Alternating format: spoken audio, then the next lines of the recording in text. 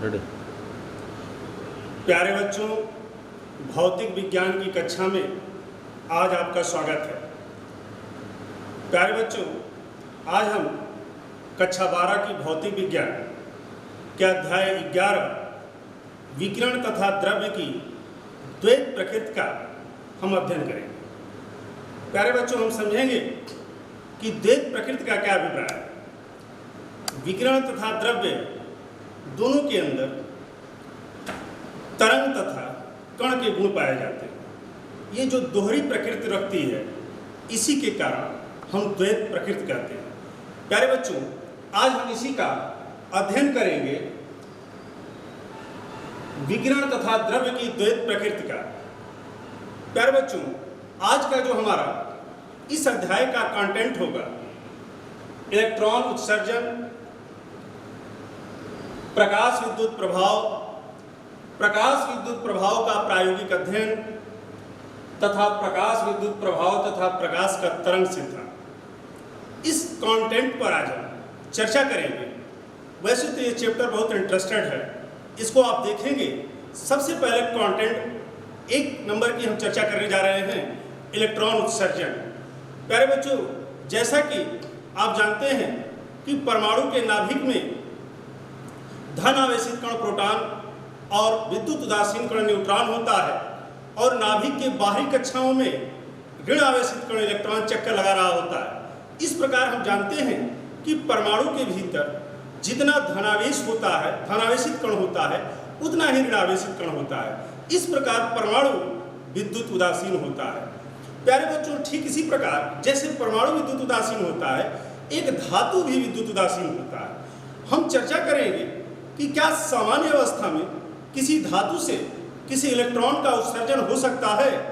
प्यारे बच्चों, अगर हम किसी धातु की सतह से एक इलेक्ट्रॉन को मान लीजिए कि हम बाहर निकाल देते हैं, जैसे हम एक इलेक्ट्रॉन को धातु की सतह से बाहर निकालेंगे, वैसे ही हम देखते हैं कि हमारा धातु जो है क्या हो जाता है, धनावेशित हो जाता है, और इलेक्ट्रॉन पर एक आकर्षण बल लगाने लगता है, और इलेक्ट्रॉन को पुनः जो है वो आकर्षित करके धातु की सतह के नीचे लेकर के चला आएगा।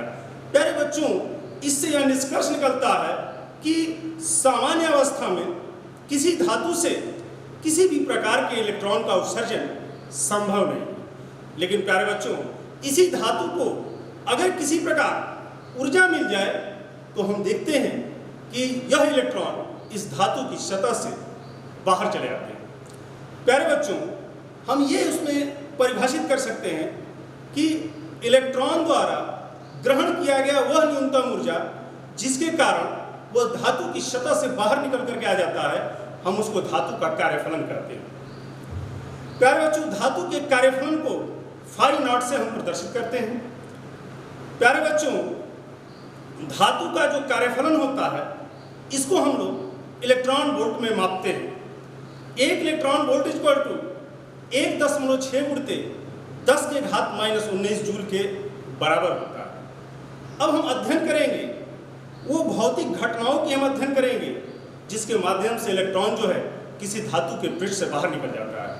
प्यारे बच्चों, हम जैसा कि जानते हैं, हम इसको पढ़ेंगे कि किसी इलेक्ट्रॉन को अगर ऊर्जा मिलती है तो ऊर्जा, ये 3 में से किसी घटना के द्वारा इसको ऊर्जा मिल जाए तो इलेक्ट्रॉन जो है धातु के पृष्ठ से बाहर निकल जाता है। जैसे पहला हम इसको पढ़ेंगे कि जो तापायनिक उत्सर्जन के माध्यम से, दूसरा जो है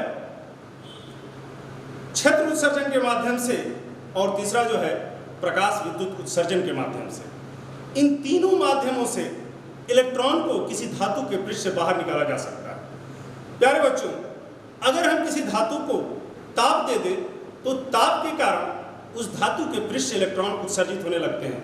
इसको हम तापायनिक उत्सर्जन कहते हैं।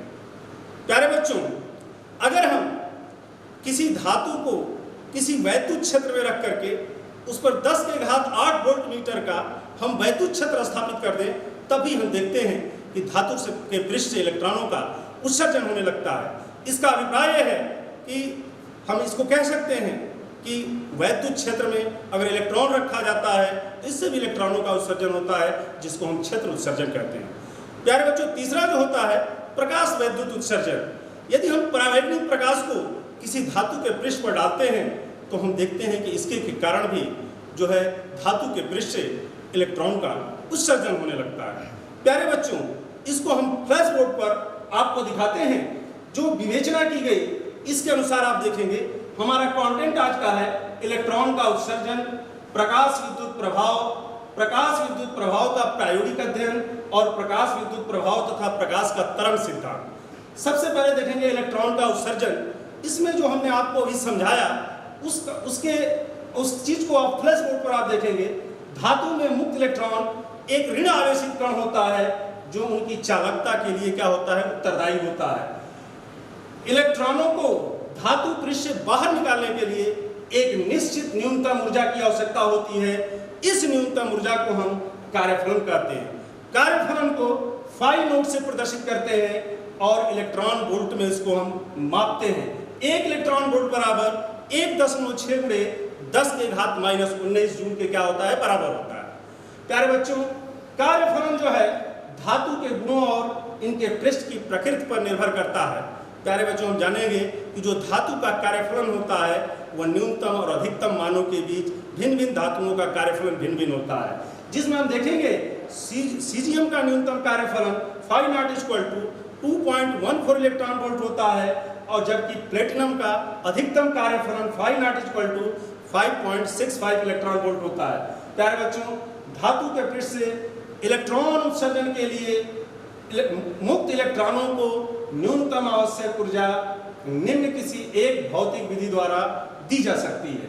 पहला है तापायनिक उत्सर्जन, दूसरा है क्षेत्र उत्सर्जन, तीसरा है प्रकाश विद्युत उत्सर्जन। प्यारे बच्चों, हम तापायनिक उत्सर्जन की चर्चा करेंगे कि जब धातु के पृष्ठ को ताप प्रदान किया जाता है तो उसके पृष्ठ से इलेक्ट्रॉन उत्सर्जित होने लगते हैं। इसको हम तापायनिक उत्सर्जन कहते हैं। दूसरा प्यारे बच्चों, क्षेत्र उत्सर्जन है। जब किसी धातु पर प्रबल वैद्युत क्षेत्र 10⁸ वोल्ट प्रति मीटर लगाया जाता है तो धातु के पृष्ठ से इलेक्ट्रॉन बाहर निकल जाता है। इस घटना को हम क्या कहते हैं, क्षेत्र उत्सर्जन कहते हैं। प्यारे बच्चों, आगे आप देखेंगे प्रकाश विद्युत उत्सर्जन है। उपयुक्त आवृत्ति का प्रकाश जब हम किसी धातु के पृष्ठ पर पड़ता है तो इलेक्ट्रॉन का उत्सर्जन होता है। ये प्रकाश जनित इलेक्ट्रॉन प्रकाशिक इलेक्ट्रॉन कहलाते हैं। इसके बाद प्यारे बच्चों, हम चर्चा करेंगे अगले टर्म्स का, प्रकाश वैद्युत प्रभाव का हम चर्चा करेंगे। प्यारे बच्चों, अगला हमारा कंटेंट है प्रकाश वैद्युत प्रभाव। प्रकाश वैद्युत प्रभाव के बारे में सबसे पहले हर्ट्ज नामक वैज्ञानिक ने परीक्षण किया। प्यारे बच्चों, हर्ट्ज ने जो है स्फुलिंग विसर्जन के माध्यम से विद्युत चुंबकीय तरंगों की उत्पत्ति की।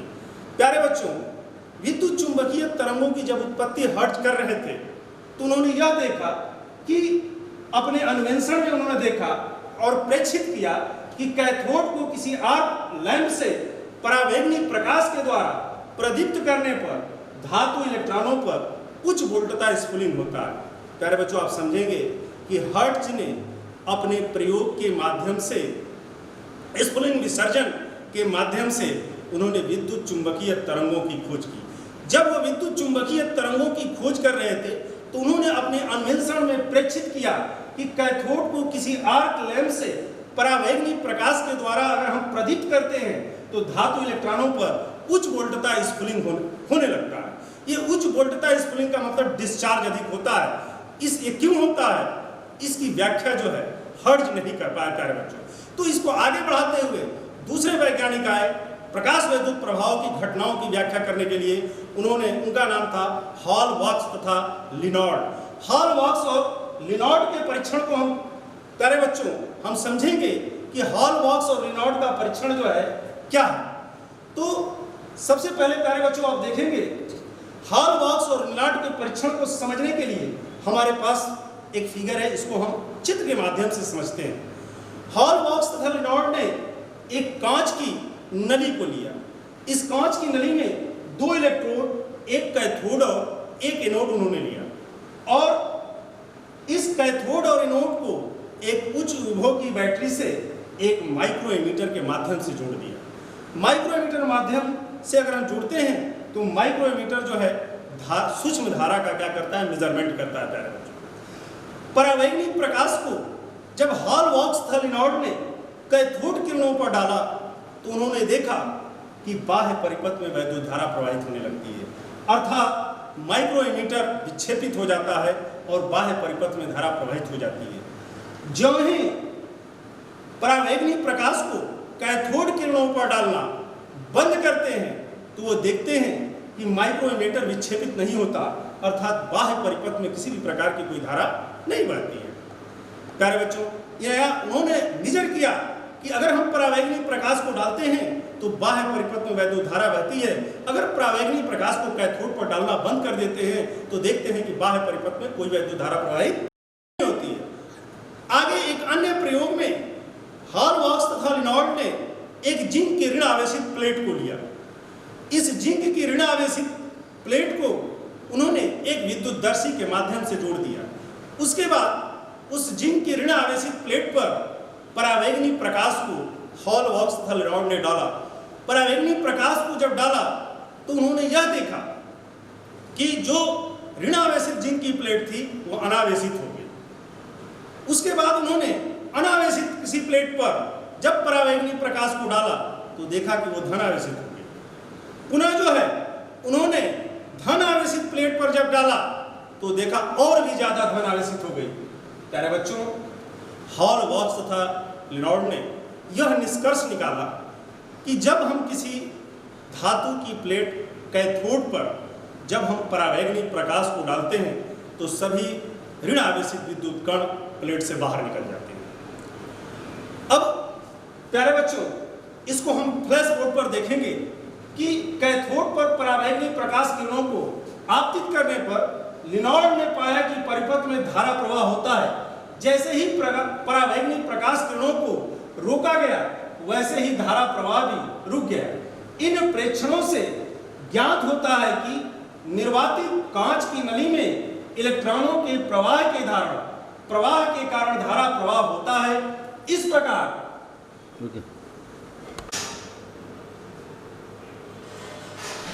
प्रकार उत्सर्जन के पृष्ठ पर प्रकाश पड़ने के कारण बाह्य परिपथ में धारा प्रवाहित होती है। हॉलबॉक्स ने इस अध्ययन को आगे बढ़ाया। ऋण आवेशित जिंक की पट्टिका को एक विद्युतदर्शी से जोड़ दिया। उसने प्रेक्षित किया कि पट्टिका पर परावैगनी प्रकाश डाला गया तो इसने अपना आवेश खो दिया। इसके अतिरिक्त जब अनावेशित जिंक पट्टिका को परावैगनी प्रकाश से किरणित किया गया तो यह धनावेशित हो गई। जिंक पट्टिका पर परावैगनी प्रकाश पुनः किरणित किया गया तो यह और अधिक धनावेशित हो गई। प्रेक्षणों से यह निष्कर्ष निकला कि परावैगनी प्रकाश के प्रभाव से जिंक पट्टिका से ऋणावेशित कण उत्सर्जित हो जाते हैं। प्यारे बच्चों, आगे हम इसको देखेंगे। इलेक्ट्रॉनों की खोज के पश्चात इन इलेक्ट्रॉनों को प्रकाशित इलेक्ट्रॉन नाम दिया गया और यह परिघटना प्रकाश विद्युत प्रभाव कहलाती है। प्यारे बच्चों, हॉलबॉक्स तथा लिनॉल्ट ने अपने प्रायोगिक परीक्षण में यह निष्कर्ष निकाला कि जब किसी परावैगनी प्रकाश को किसी धातु के पृष्ठ पर हम डालते हैं तो उसके कैथोड से सभी ऋणावेशित कण बाहर निकल जाते हैं। आगे चल करके जब इलेक्ट्रॉन की खोज हुई तब इसी को प्रकाशित इलेक्ट्रॉन नाम दिया गया इन ऋणावेशित कणों को तथा यह परिघटना प्रकाश विद्युत प्रभाव कहलाती है। प्यारे बच्चों, अगला टर्म्स हम यहाँ अध्ययन करेंगे, प्रकाश विद्युत प्रभाव का प्रायोगिक अध्ययन करेंगे। इसको हम विस्तार पूर्वक पढ़ेंगे कि प्रकाश विद्युत प्रभाव के प्रायोगिक अध्ययन में हम स्टडी करेंगे कि प्रकाश विद्युत प्रभाव पर क्या प्रभाव पड़ता है, प्रकाश की तीव्रता का, विभव का, आवृत्ति का। इन तीन कंटेंट का हम इसमें प्रायोगिक अध्ययन करेंगे। हमने देखा है कि जब परावैगनी प्रकाश को किसी कैथोड पर हम डालते हैं तो उससे प्रकाश इलेक्ट्रॉनों का उत्सर्जन होने लगता है और जिससे बाह्य परिपथ में वैद्युत धारा बहने लगती है। अब यह वैद्युत धारा किन किन कारकों पर प्रभावित होती है उसका यहाँ हम अध्ययन करेंगे। प्यारे बच्चों, उससे पहले हम प्रायोगिक इस चित्र के माध्यम से सबसे पहले विस्तार से इसका हम अध्ययन करते हैं जो हॉलबॉक्स ने, लिनॉल्ट ने जो प्रायोगिक अध्ययन किया था। प्यारे बच्चों, इसमें कांच की एक नली होती है। इस नली के ऊपरी सिरे पर क्वार्ट्ज या जिसको हम विंडो कहते हैं, प्यारे बच्चों यहाँ विंडो लगी होती है, जिससे प्रकाश स्रोत द्वारा हम परावैंगनी प्रकाश को क्या करते हैं, डालते हैं। इस कांच की नली में 2 इलेक्ट्रोड होते हैं, एक को हम कैथोड कहते हैं और एक को एनोड कहते हैं। प्यारे बच्चों, इन इलेक्ट्रोडों को एक ध्रुव दिशा दिक् परिवर्तक के माध्यम से जोड़ दिया जाता है। इस दिक् परिवर्तक के माध्यम से हम इलेक्ट्रोडों के विभव को बदल सकते हैं, यानी हम कैथोड को ऋण, एनोड को धन और कैथोड को धन और एनोड को ऋण हम दे सकते हैं इस दिक् परिवर्तक के माध्यम से। इसी में प्यारे बच्चों एक माइक्रो एमीटर लगा होता है, जिस माइक्रो एमीटर से हम सूक्ष्म धारा को क्या करते हैं, मेजर करते हैं। इसी में एक वोल्टमीटर भी लगा होता है, जिससे हम वोल्टेज को क्या करते हैं, मेजर करते हैं।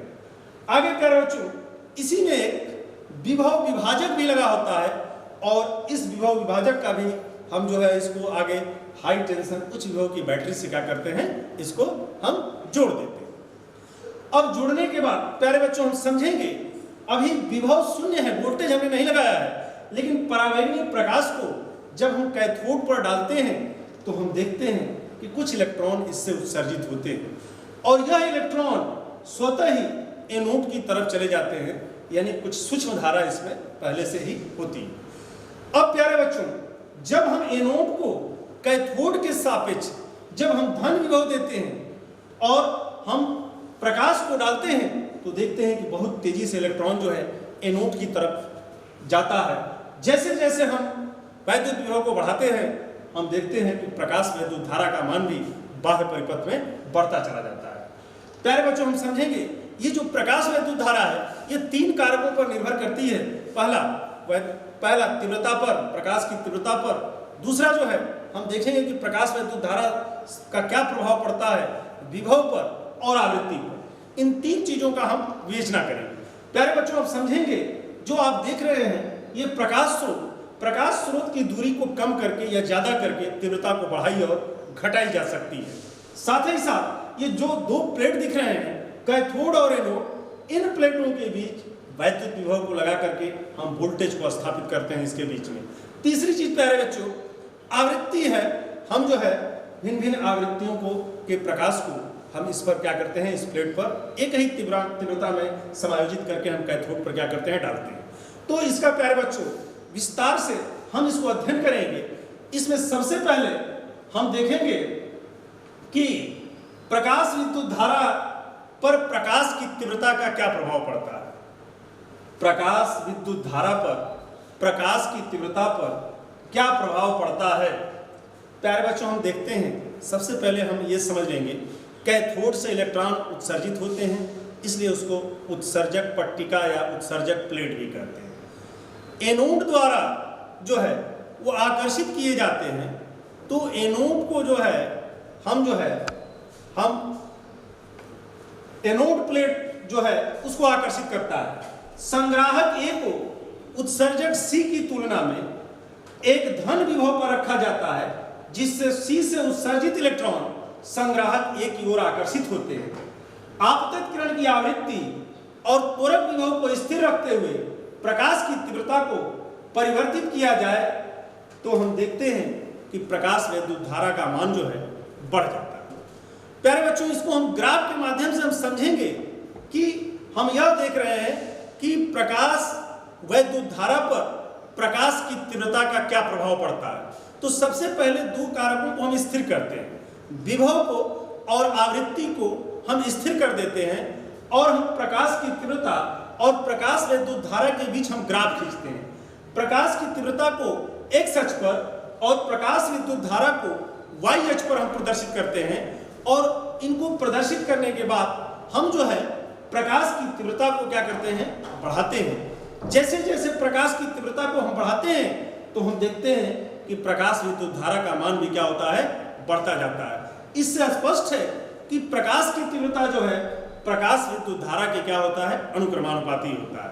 या हम कह सकते हैं कि प्रकाश की तीव्रता बढ़ाने पर धातु की प्लेट से प्रति सेकंड उत्सर्जित इलेक्ट्रॉनों की संख्या क्या हो जाती है, बढ़ जाती है, जिससे परिपथ में प्रकाश वैद्युत धारा का मान क्या होता है, बढ़ जाता है। तो यहाँ पर प्यारे बच्चों एक निष्कर्ष निकलता है कि उत्सर्जित होने वाले प्रति सेकंड प्रकाशित इलेक्ट्रॉनों की संख्या आपतित विकिरण की तीव्रता के क्या होता है, समानुपाती होता है। यानी हम तीव्रता को जैसे जैसे बढ़ाते हैं प्रकाश वैद्युत धारा का मान बढ़ता है, या हम कह सकते हैं कि प्रति सेकंड उत्सर्जित इलेक्ट्रॉनों की संख्या क्या होती है, बढ़ जाती है। आगे बच्चों हम अध्ययन करेंगे इसके दूसरे पार्ट का, प्रकाश विद्युत धारा पर विभव के प्रभाव का हम अध्ययन करेंगे प्यारे बच्चों।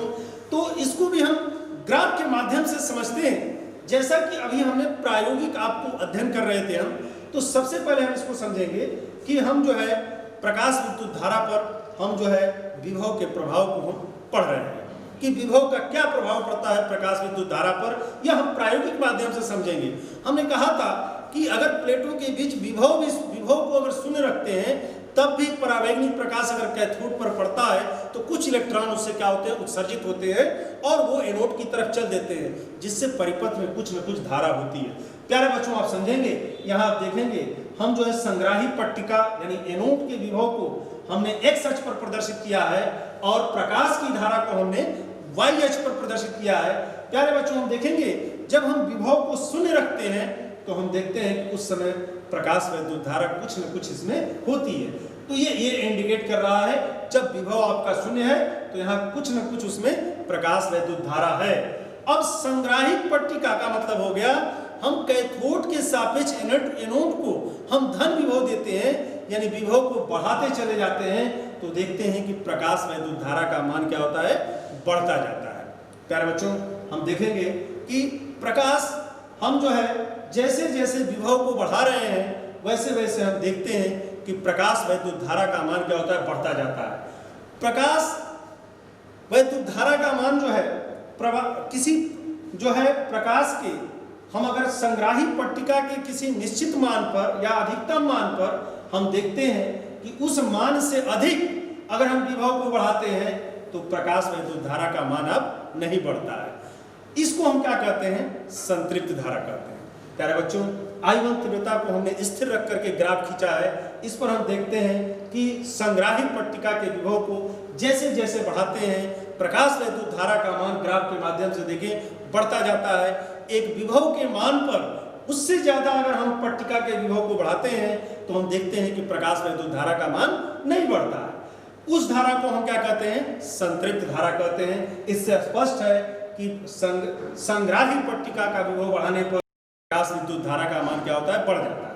अब हम क्या करते हैं कि इसको जो है विभव को धीरे धीरे कम करते जाते हैं।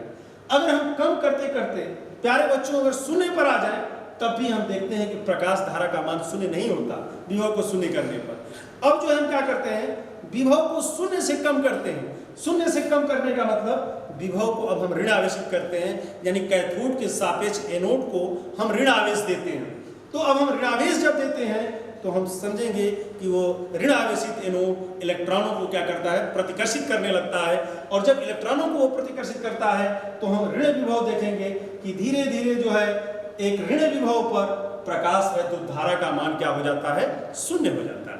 तो प्यारे बच्चों हम देखेंगे जिस विभव पर, जिस ऋणात्मक विभव पर प्रकाश विद्युत धारा का मान शून्य होता है उसको हम निरोधी विभव कहते हैं। प्यारे बच्चों फिर से समझेंगे इसको कि वह ऋणात्मक विभव जिस पर प्रकाश वैद्युत धारा का मान शून्य हो जाता है उसको हम क्या कहते हैं, निरोधी विभव कहते हैं।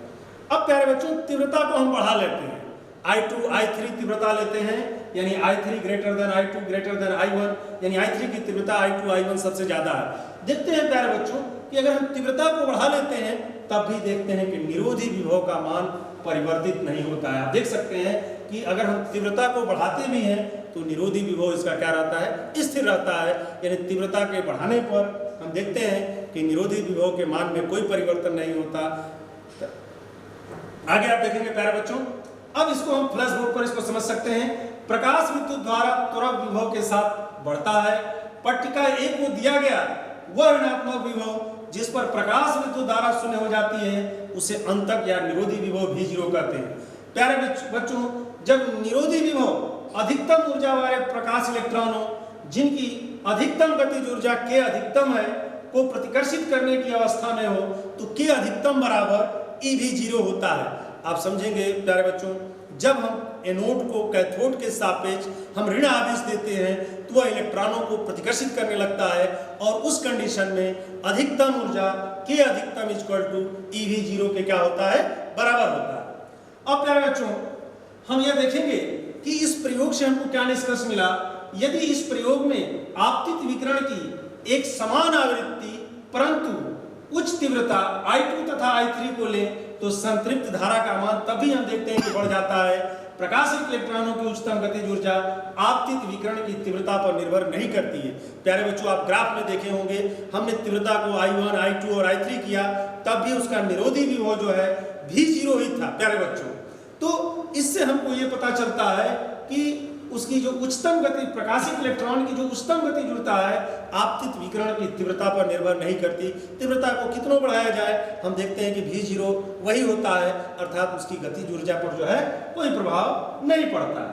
आगे प्यारे बच्चों, हम तीसरे कंटेंट का अध्ययन करेंगे। प्यारे बच्चों, तीसरा जो कंटेंट हमारा है, हम देखेंगे निरोधी विभव पर आपतित विकिरण की आवृत्ति का क्या प्रभाव पड़ता है। प्यारे बच्चों, निरोधी विभव पर आवृत्ति के प्रभाव की हम चर्चा कर रहे हैं। तो आपके सामने हमने एक ग्राफ ये प्लॉटेड है, आप इसको आप समझेंगे। सबसे पहले संग्राही पट्टिका और प्रकाश विद्युत धारा के बीच एक ग्राफ खींचा गया। संग्राही पट्टिका का विभव का मतलब एनोड का विभव है और प्रकाश विद्युत धारा बाह्य परिपथ में बहने वाली धारा के बीच हम ग्राफ खींचते हैं। इसमें जब हम ग्राफ खींचते हैं तो आप देखेंगे प्यारे बच्चों, भिन्न भिन्न आवृत्तियों को लेकर के हम एक ही तीव्रता पर इसको हम समायोजित करते हैं।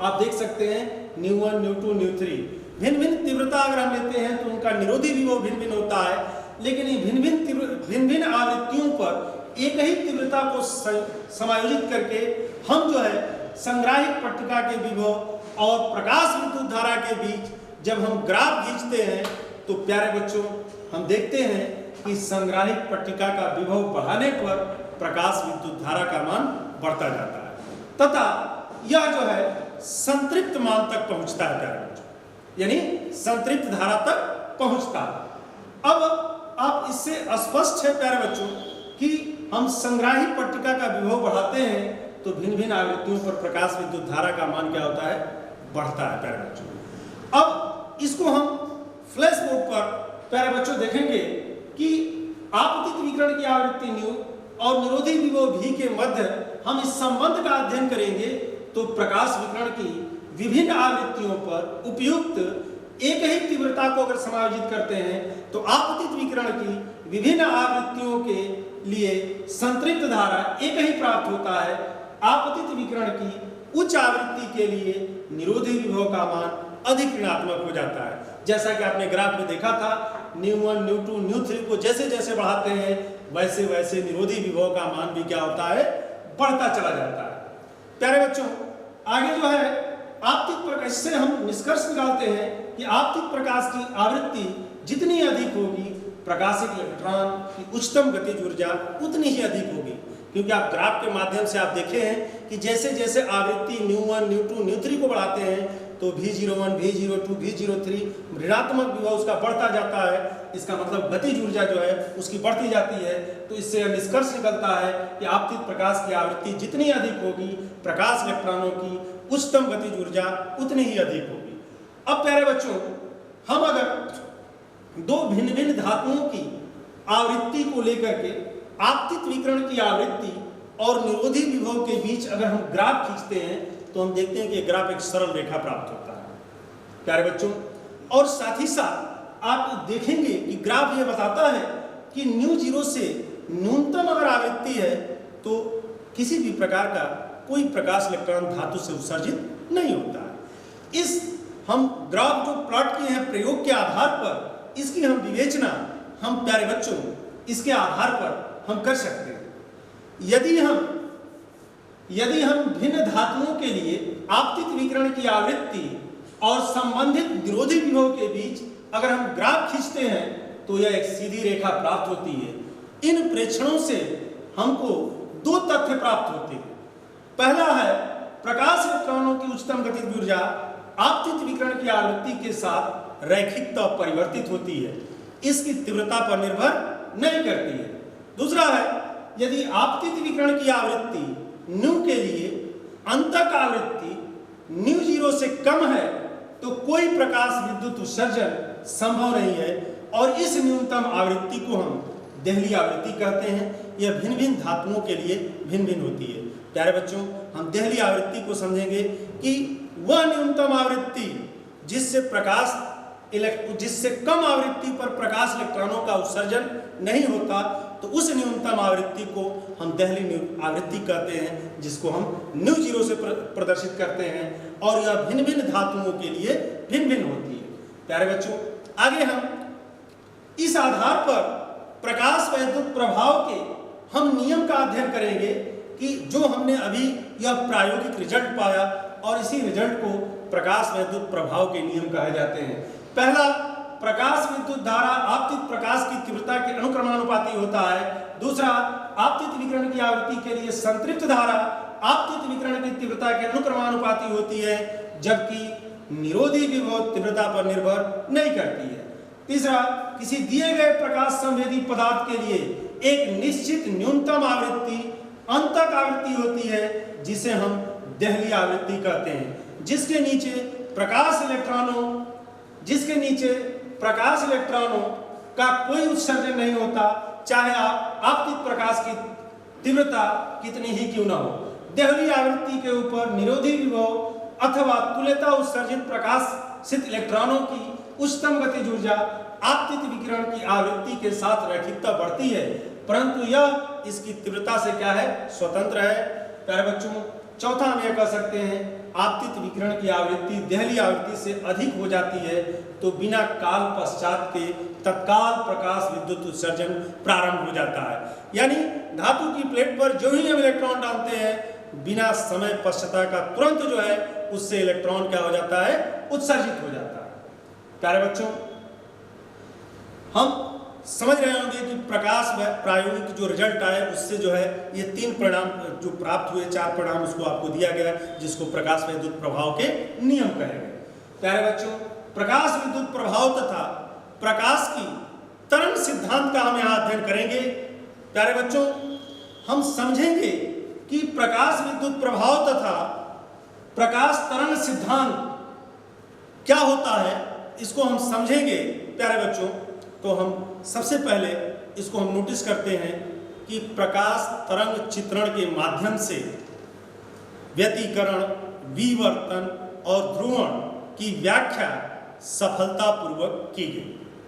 प्यारे बच्चों, हम समझेंगे प्रकाश विद्युत प्रभाव तथा प्रकाश तरंग सिद्धांत को हम समझ रहे हैं। यहाँ पर यह हमारा टर्म्स जो है लास्ट टर्म है, इसको हम समझ रहे हैं। तो प्रकाश विद्युत प्रभाव तथा प्रकाश के तरंग सिद्धांत को हम समझ रहे हैं। प्यारे बच्चों, प्रकाश के तरंग चित्रण के माध्यम से व्यतिकरण, विवर्तन और ध्रुवण की सफलतापूर्वक व्याख्या की गई, परंतु प्रकाश तरंग के चित्रण के माध्यम से प्रकाश वैद्युत प्रभाव की घटना की व्याख्या नहीं की जा सकी।